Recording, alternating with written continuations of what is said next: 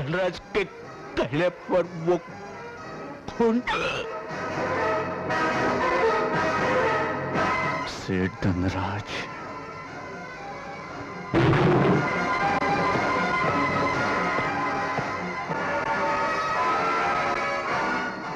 You are under arrest. क्यों? क्या किया है मैंने? बड़ी सफाई से मोहन का खून करवा कर इल्जाम विजय के सर पर डालकर पूछ रहे हो कि क्या किया है मैंने? मोहन का खून और मैंने करवाया है? तुम होश में तो है इंस्पेक्टर? सेठ धनराज, मरने से पहले आप ही के आदमी ने खुद मुझसे कहा है कि ये सब चाल आपकी थी। इंस्पेक्टर, तुम शायद भूल रहे हो कि मैं कौन हूं। मैं चाहूं तो इसी वक्त तुम्हें सस्पेंड करवा सकता हूं। सस्पेंड तो क्या बहुत कुछ करवा सकते थे, मगर अब आपका वक्त चला गया है। इंस्पेक्टर जयकिशन, शायद आपको यह नहीं मालूम कि किसी इज्जतदार आदमी को गिरफ्तार करने से पहले वारंट की जरूरत होती है। ठीक कहा आपने, किसी इज्जतदार आदमी के लिए, ना कि किसी खूनी हत्यारे के लिए। क्या बकवास कर रहे हो? Shut up! धीरे बोलो सेठ धनराज, खून करवाना या खून करना दोनों एक ही जुर्म होता है।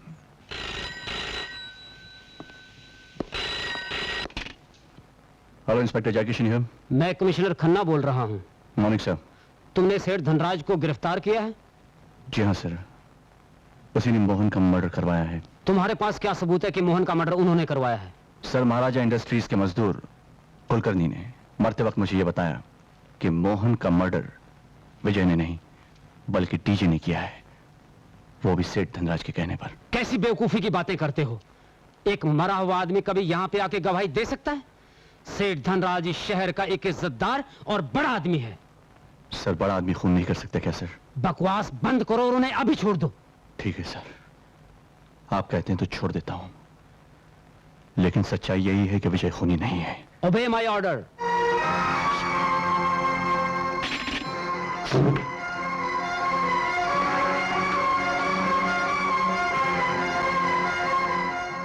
इंस्पेक्टर, फूंक कर मोमबत्तियां बुझाई जाती हैं, ज्वालामुखी नहीं। आज तुमने बहुत बड़ी गलती की है, इसकी कीमत तुम्हें चुकानी होगी। सी यू।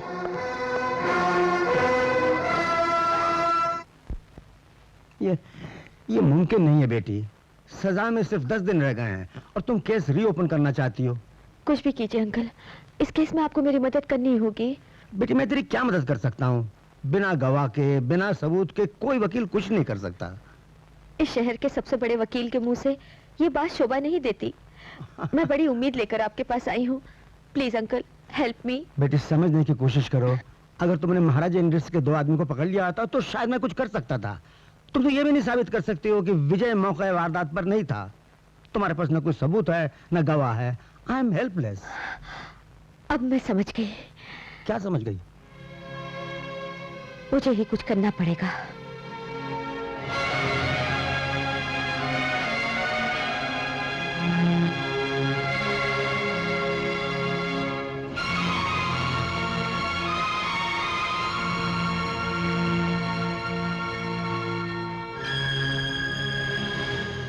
ये क्या कह रहे हो बेटी?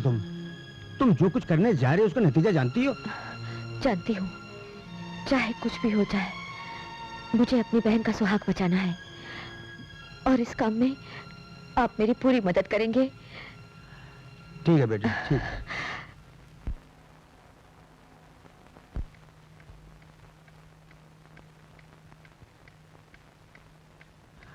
इंस्पेक्टर जयकिशन वर्मा, आप तो जानते हैं कि केस फिर से रीओपन हो रहा है।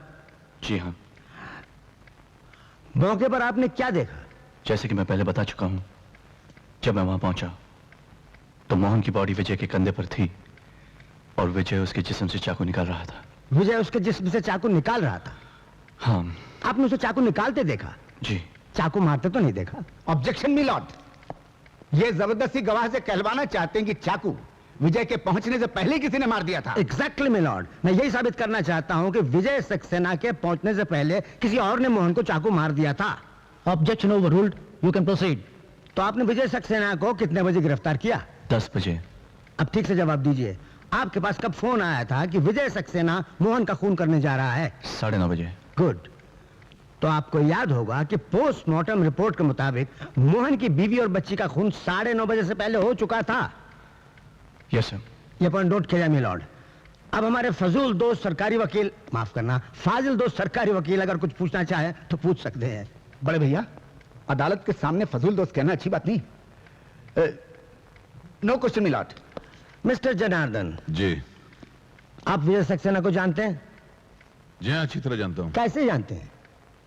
ये हमारे लॉज में रूम लेके ठहरते हैं, इस तरह जानता हूँ। एक बात बताइए, इनका तो घर है, तो आपके लॉज में क्यों ठहरते हैं? अब ये इनका जाती मामला है, ऐसे कामों के लिए घर में कोई प्रॉब्लम होती होगी। तो ये प्रॉब्लम आपके लॉज में सॉल्व होता है? होता होगा। होता होगा नहीं, होता है। आपको कैसे मालूम? क्योंकि आपके लॉज से कुछ आवारा किस्म की लड़कियां गिरफ्तार की गई थी। देखो साहब। Objection milord, sustained. आपके लॉज में विजय सक्सेना अकेले आते थे? जी, आते तो अकेले थे, मगर रूम में अकेले नहीं रहते थे। शायद प्रॉब्लम सॉल्व करते होंगे। ऐसी बात कोर्ट में नहीं पूछना चाहिए, खैर, है कि नहीं? जिस दिन मोहन का खून हुआ उस दिन विजय सक्सेना आपके लॉज में आए थे? जी हाँ, आए कितने थे। बजे? रोज तो 10 बजे आते थे, लेकिन उस दिन 8 बजे ही आ गए थे। ऑब्जेक्शन मिलॉर्ड, जिस दिन मर्डर हुआ था उस दिन विजय सक्सेना लॉज में नहीं गया था। हमारे वकील सफाई इस केस को गलत राह पे ले जाने की कोशिश कर रहे हैं। हमारे सरकारी वकील ये भूल रहे हैं कि ये केस इसलिए रीओपन हुआ कि पिछली बार ये गलत रास्ते पर चला गया था। Objection overruled. हाँ तो मिस्टर जनार्दन जी। मिस्टर विजय सक्सेना आपके लॉज के कौन से कमरे में थे? रूम नंबर 36 में। कब तक? करीब 9:30 बजे तक। आपके कहने का मतलब है कि 8 बजे से 9:30 बजे तक विजय सक्सेना आपके लॉज के 36 नंबर कमरे में थे? जी हाँ। ये पॉइंट नोट किया जाए मिलॉर्ड। Mister Janardan, ji. आप झूठ बोल रहे हैं। क्यों? जो रूम लेता है उसका नाम रजिस्टर में दर्ज किया जाता है। आपने विजय का नाम दर्ज किया? देखिए साहब, जब कोई नामचीन आदमी आता है तो उसका नाम लिखना या दस्तखत लेना बहुत मुश्किल हो जाता है। आप भी कई मरतबा मेरे होटल में मैंने आपके दस्तखत लिए। जितना पूछा जाए उतना ही जवाब देना चाहिए। अच्छा, दैट्स ऑल मिलॉर्ड। बस हो गया? ये तो कुछ पूछा ही नहीं, ऐसे ही दैट्स ऑल कर। सॉरी। जग्गू, बच्चों के नामकरण से लेके शादी के फंक्शन तक बड़े भाई याद आते हैं, ऐसे काम में नहीं याद आते। मिस्टर दीनानाथ एमएलए जी, आप क्या काम करते हैं? 20,000 वोटों से जीतकर मैं एमएलए बना हूं और ये मुझे पूछते हैं कि मैं क्या करता हूं। मुजरिम विजय सक्सेना को जानते हैं? जी, बहुत अच्छी तरह। मैं एमएलए हूं, वो यूनियन लीडर है, एक दूसरे से काम पड़ता ही रहता है और अक्सर हम दोनों सपना लॉज में मिलते भी हैं। इसका ये मतलब हुआ कि जिस रात खून हुआ उस दिन आप सपना लॉज में थे?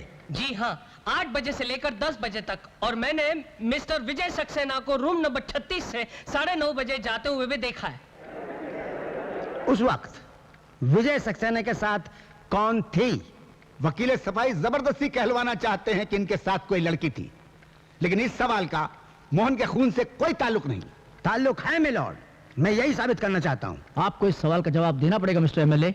देखिए, ये किसी की इज्जत का सवाल है, ये आप मुझसे न कहलवाएं तो अच्छा है। मिस्टर एमएलए, जहां किसी की इज्जत का सवाल है वहां किसी की जिंदगी का भी सवाल है, इसलिए इस सवाल का जवाब आपको देना पड़ेगा। मैं जवाब तो दे दूंगा, लेकिन दुनिया मुझे कभी माफ नहीं करेगी। वेल, उनके साथ कोई थी। कौन थी? सब इंस्पेक्टर ज्योति वर्मा। ये पॉइंट नोट किया जाए मिलॉर्ड। ये झूठ बोल रहा है साहब, ये झूठ बोल रहा है। भरी अदालत में शादीशुदा औरत को बदनाम कर रहा है। ये नेता नहीं बल्कि नेता के नाम पे एक बदनुमा दाग है। प्लीज आप खामोश रहिए। मिलॉर्ड, मेरी आखिरी गवाह है सब इंस्पेक्टर ज्योति वर्मा। आप मुलजिम विजय सक्सेना को जानती हैं? जी हाँ, ये मेरे जीजा जी हैं। ओ जीजा जी, बड़ा प्यारा रिश्ता है। सब इंस्पेक्टर ज्योति वर्मा, क्या यह सच है कि जिस दिन मोहन का खून हुआ उस दिन आप मुलजिम से मिली थी? जी हाँ। कहाँ? सपना लॉज में। सपना लॉज। किस वक्त? 8:30 बजे। लेकिन आप मुलजिम से मिलने क्यों गई थी? मैं मुलजिम से मिलने नहीं गई थी, वहां रेड करने गई थी। यानी मुलजिम से आपकी वहां अचानक मुलाकात हो गई? जी हाँ। आप सच बोल रही हैं? एक रिस्पॉन्सिबल ऑफिसर झूठ नहीं बोल सकती मिलॉर्ड। आपने बिल्कुल ठीक कहा, एक रिस्पॉन्सिबल ऑफिसर झूठ कैसे बोल सकती है? तो आप सच कह रही हैं? जी हाँ। होटल के रजिस्टर में मैंने एंट्री की और उसी वक्त मैंने 6 लड़कियों को गिरफ्तार भी किया। ये रेड आपने कितने बजे खत्म की? करीब 8:30 बजे। यानी 8:30 बजे के बाद आप रिपोर्ट लेकर पुलिस स्टेशन पहुंच गई? You are right. कितने बजे? करीब 8:45 बजे? जी 9 बजे? 9:30 बजे? आप ये बताइए 9:30 बजे आप कहाँ थी?